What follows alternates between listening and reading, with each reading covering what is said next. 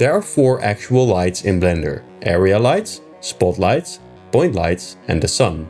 All of these have a power button to change the light power. In area lights you can change the shape: square, rectangle, disc, or ellipse. You can change the size right here. For spotlights you can change the size under beam shape. Cast shadow makes sure that the light that you're shining is also able to cast shadows. Multiple importance is something we never touch, neither do the developers of Blender, so just leave it on at all times. Now for shadow caustics we actually need a material with some glass. This is what the shadow looks like right now, but if we enable shadow caustics on this light, you'll be able to see that the glass is handling this a lot better. The setup in order to get this to work is to select this material, go over here and set it to cast shadow caustics. Do the same for the floor but set it to receive shadow caustics. Go to the world properties, go to the settings, go to surface and then turn on shadow caustics. Spread determines how hard or soft the light is, so if we decrease this number, you can see it's actually turning into a square. But as we bring this upwards, it is becoming softer and softer from its emission point, which is the light itself. And now we can see that it's spanning the entire 180 degrees, and the less degrees we do, the more focused the light will become and the sharper it will get. Now if we want to change the temperature, all we have to do is click on Use Nodes, click on this yellow button, go to Black Body and change the temperature.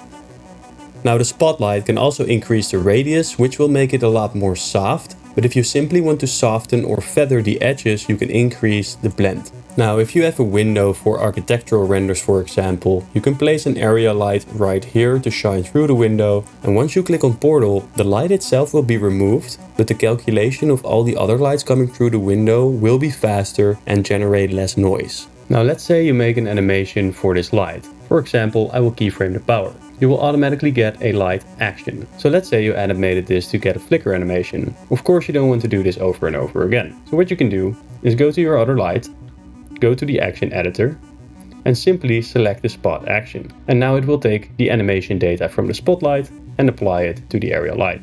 If you use nodes like a black body, you can also add a shader node tree animation by clicking on new and then keyframing some property in the node tree. So let's say that we take the black body and we animate it to become 8000. Now it's changing from red to blue. And if we want to apply this to the area light, we can simply select the area light, go over here and select the action. It will go from red to blue.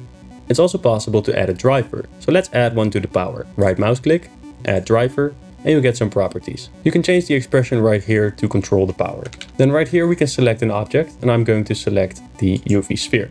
If you want to gain access again to the power, simply right click and open the driver's editor. If you then select the power right here, you will see all the editing properties. When we move the sphere on the X location, the light power will change. So let's select the sphere, G and X, and let's bring it closer. And as you can see, the light power increases or decreases. I coupled my driver to the stock market.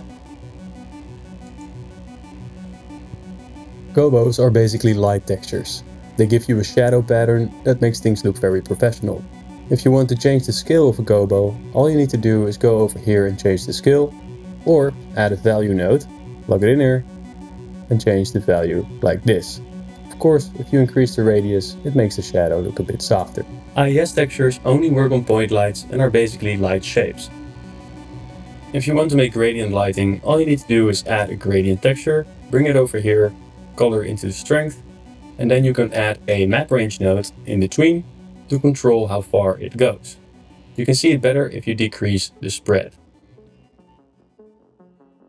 You can add HDRIs by going to the World tab and click on Color, then set it to Environment Texture right over here and open an HDRI that you've got in a folder. It's labeled as EXR, so sometimes you need to search for EXR. This helps getting some light and cool reflections from all sides. If you want to blur the HDRI, all you need to do is add in a texture coordinate node, add a mix color node, set it to subtract, generate it into A, then add a noise texture, color into B, and then the subtract goes into the factor. For this image right here, I used a factor of 0.06 and a scale of 10,000 on the noise texture. Instead of using an HDRI, we can also add a sky texture. So instead of environment texture, let's go over here and select sky texture. The sky texture has different properties, so we can increase the sun size, for example, or decrease the sun size. Let's make sure that we have some air first, so you can actually see the sun. Nishita is the newest sky texture. I wouldn't actually recommend using any of the other ones, so simply stick with Nishita. The other ones are older and have less settings. What I often like to do is decrease the air by a lot, keep it a bit more blue by having a higher ozone, and then we can also see the sun, which we can blur in compositing, and then the dust should be based on however your render looks. To be honest, most of the times it's just playing around until you get something cool. If you want to control your light with empties, all you need to do is go over to the Objects Constraint tab, click on Track 2, select the object you want your light to track towards, and now all we need to do is duplicate this, then add an empty, Shift A, empty plane axis for example, take the lights that you've just created and parent it to the empty. Ctrl B, keep transform, and now when you rotate the empty or move the empty, the lights will always be facing the object. The 3-point lighting setup looks like this. There is a key light right over here, which is the main light source for the object.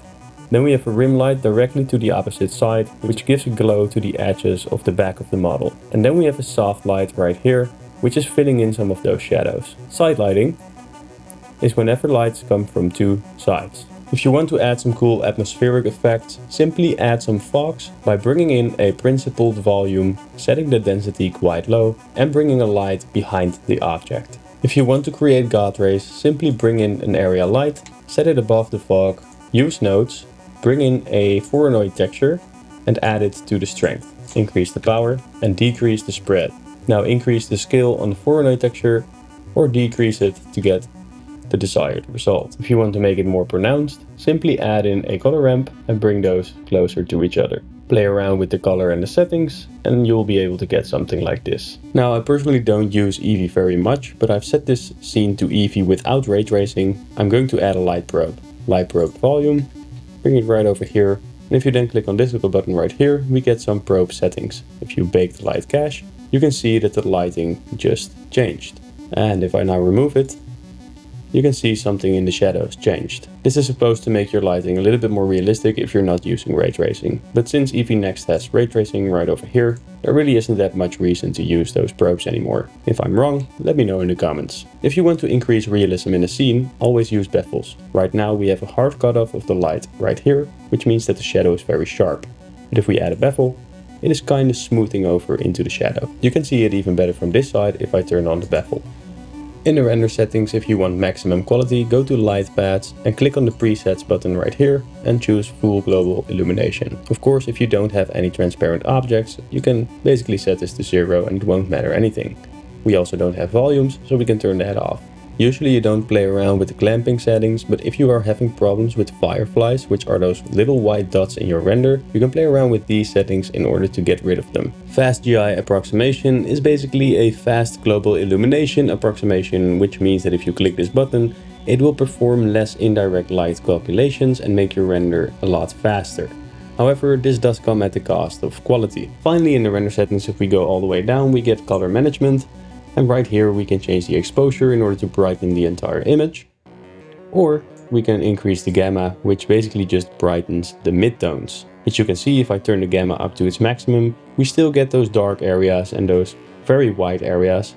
But if we place this down and increase the exposure, basically everything becomes white and black. And then finally we have curves, which is over here. And if you turn that on, you can increase or decrease the brightness, make it a lot more contrasty, stuff like that. But I actually recommend doing this in a dedicated software. You can also change the white balance right over here. And if you play around with the white balance, it will change its color towards something that looks a bit more blue or whatever you would like. You can also increase or decrease the tint to give it a different type of color, like greenish or purplish, and this all depends on the temperature and tint which work together. I would recommend just getting your render to look like this by using the right colors, but if you're really already done and you don't want to change everything, you can try and play around with these sliders. And finally, if you have a robot like this and you want to render the emissive materials in a different way, no problem, you can simply go over here, scroll down, select emission, and render this image. When the render is done, you can go over here and you can already see that you have the emission layers separated. So all we need to do now is composite this. Let's click on compositing,